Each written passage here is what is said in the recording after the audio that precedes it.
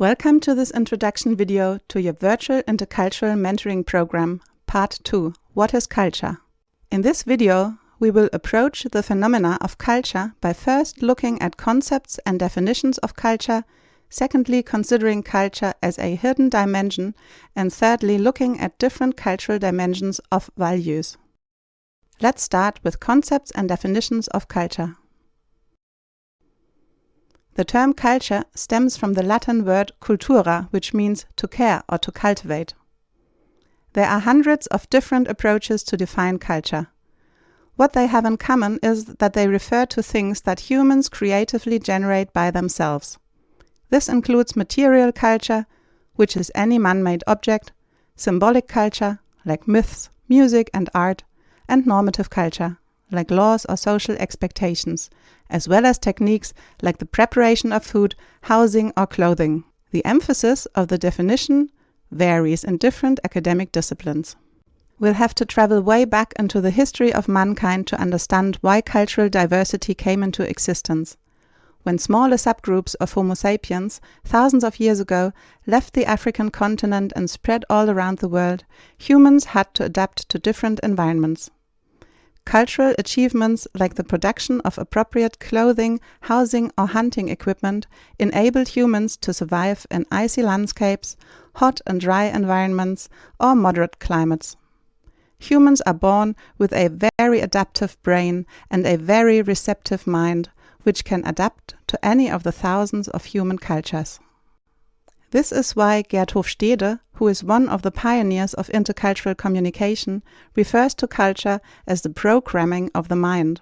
Especially the socialization processes in the first years of life operate like our cultural software. Alexander Thomas emphasizes the function of culture as orientation system. Cultural norms serve as common ground between the members of a group. They define the meaningfulness of actions, possibilities and limits.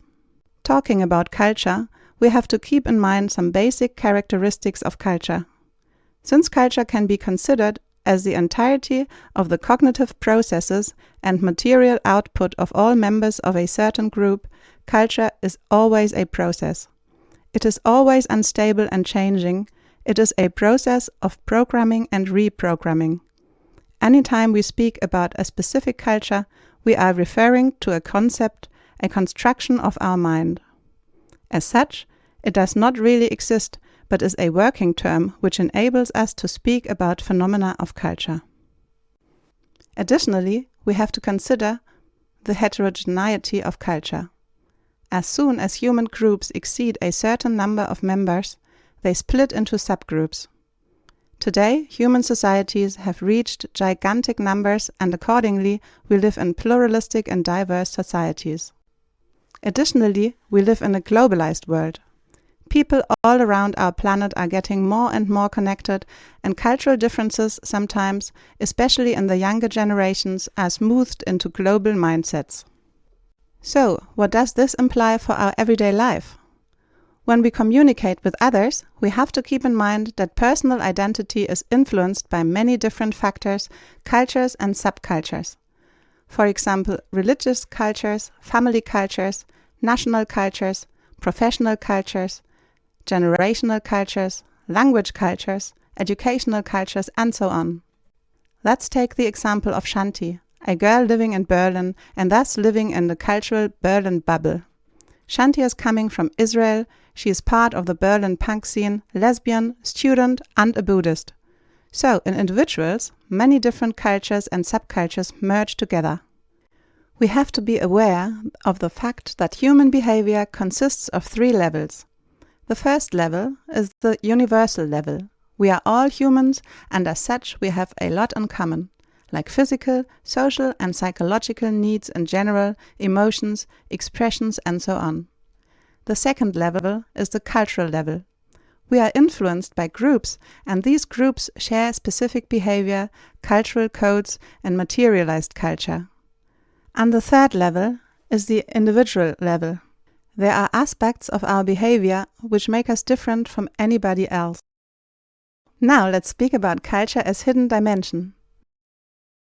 Edward T. Hall, one of the greatest American cultural anthropologists of the 20th century, depicted culture as an iceberg. He said that there are visible cultural expressions that are easy to see, like food, clothing, music, dance, and popular culture. When you travel, for example, to Egypt for 2 weeks, you will get to know the external layer of the Egyptian culture. But this surface of culture makes only about 10% of it.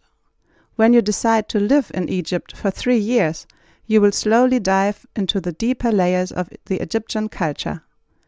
These deeper layers make up to 90% and consist of language, verbal and non-verbal communication, relationships and roles, beliefs and values, as well as attitudes and norms. Edward T. Hall also said that culture is communication and communication is culture. Culture pervades everything we think and do and communicate. Franz Boas, another very influential German-American cultural anthropologist of the 20th century, came up with the idea of cultural glasses. He said that we all wear our pair of cultural glasses through which we perceive the world. Through every pair, the world looks differently. The crux of the matter is that we are normally not aware of wearing them. We only realize that we might have cultural glasses when our ways of thinking are challenged by intercultural encounters. If we want to understand culturally divergent behavior, it helps to see that cultural groups produce specific value systems. In the academic field of intercultural communication, cultural dimensions are used to describe and explain different manifestations of human values and national tendencies. In models of cultural dimensions, values are depicted as a continuum with 2 opposite poles.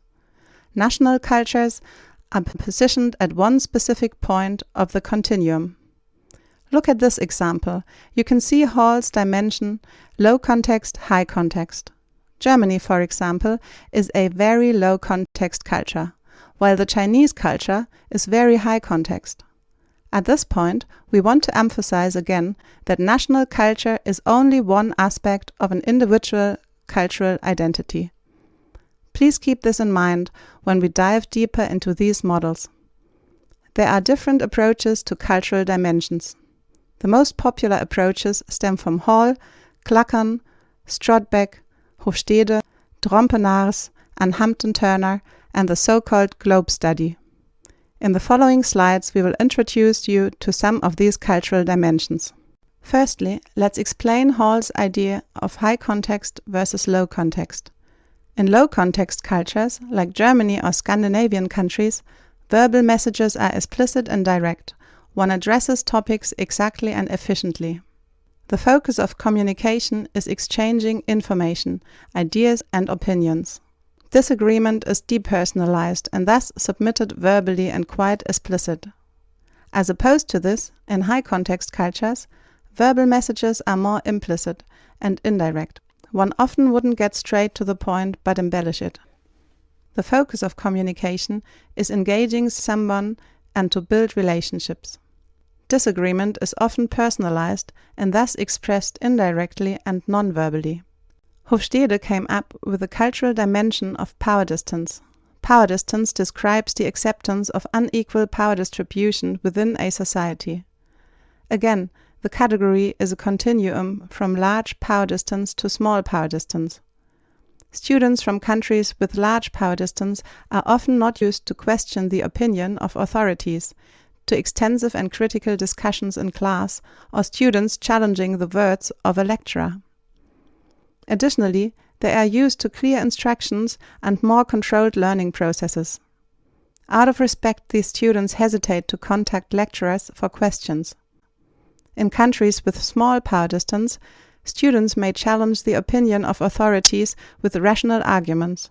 Critical reflection is expected and learning processes are often designed quite open. Another cultural dimension Hofstede came up with is individualism versus collectivism. In individualistic societies, people focus more on themselves and identity is self-centered. Core values are independence, autonomy, and self-actualization. People care for themselves and tend to act in their own interest. Tasks and honesty often prevail over relationships. In collectivistic societies, the group and social relationships are more important than the individual. Identity is group-centered. Harmony, interdependence, and loyalty are core values. People seek to be part of a group and to care for others. They tend to act in the interest of their group, and personal relationships often prevail over tasks. Also, time is a cultural phenomenon. To categorize cultural approaches on time, Hall came up with the category of monochronic and polychronic time perception. Most monochronic cultures have an individualistic background, while most polychronic cultures have a collectivistic focus. Monochronic cultures have a time is money attitude and a linear perception of time, which means you do one thing after the other, but everything is done in perfect order. Schedules are sacred, plans are fixed, deadlines are focused, and interruptions are perceived as uncomfortable, and to be late means to be rude. Polychronic cultures have a very flexible understanding of time, and people never seem too busy to take some time for others. Schedules and plans can be altered often and easily, flexibility is emphasized, interruptions are live, and to be late is to be late.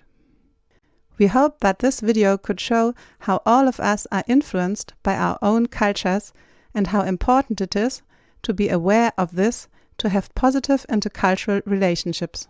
We'd like to encourage you to observe your everyday life and to find out to which degree you can apply this knowledge. We wish you joyful intercultural encounters.